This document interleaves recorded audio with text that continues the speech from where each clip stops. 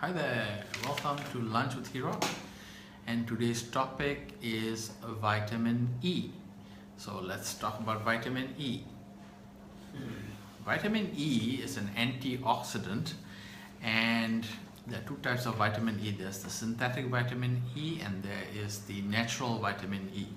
So there are two types of studies made on vitamin E, and one type of studies will tell you that vitamin E is bad for your health because it will give you a heart attack or it will cause heart disease. Well, this type of vitamin E is the synthetic vitamin E, which is bad for your health. So what you need to look for is the natural vitamin E, which occurs in nature, and this vitamin E will have all the different parts of vitamin E which will make up the vitamin E complex, and this is the vitamin E that you should have for your health, and that will give rise to a better heart health because vitamin E is an antioxidant. Okay, let's have a look at it. So as long as on the ingredients list you'll find the word tocopherols, this will basically have the alpha, beta, delta and gamma, then you are more or less guaranteed that this vitamin E is good for your health.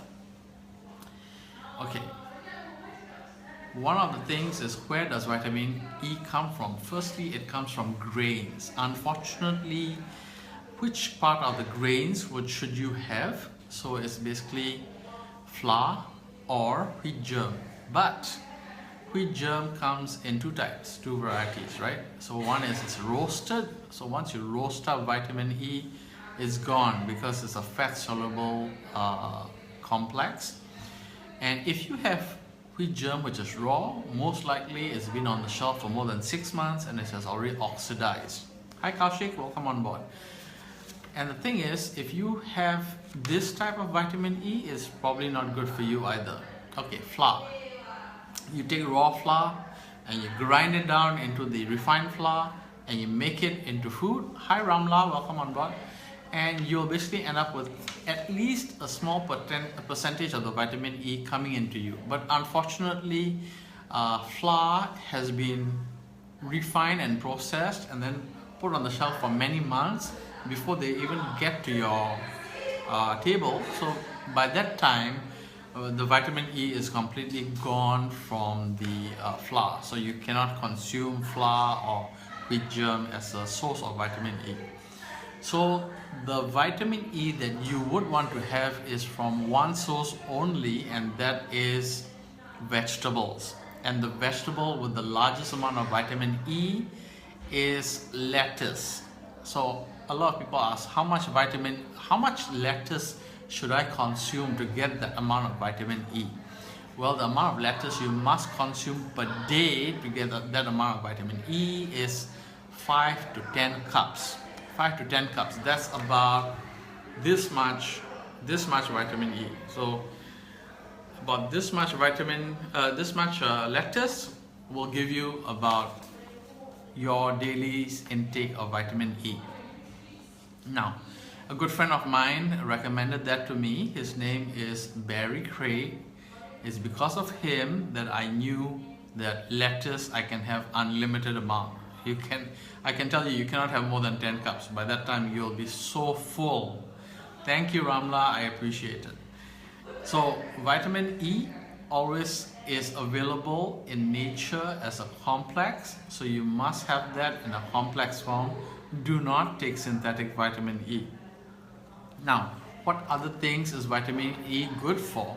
Now remember that vitamin E occurs in nature as a fat-soluble vitamin, so it will go straight away through the cell membrane into whichever requires the vitamin E, whichever parts of your body requires the vitamin E. So it'll go through the cell membrane, goes into your heart. Now, the thing is, it is an antioxidant. I'll write it in the comments below. It is an antioxidant. So what does it do? If it enters your heart, basically what it does is it gives you good heart health, right? It'll make it stronger and all that. One of the things that the scientific study found was that the synthetic vitamin E would cause plaques to occur inside your arteries. Now, on the reverse side, if you're taking the natural vitamin E, which is a complex, all the other ingredients of the vitamin E, all the other subsets of vitamin E, they are the ones which are good for heart health. And what they will basically do is they'll go to the plaque and remove it. It'll oxidize away the plaque. Second one is it will basically prevent the platelets of the blood from clotting in a particular area, basically causing the blockage to happen in the first place. And this is caused by the antioxidant portion of the vitamin E complex. So this is how it works.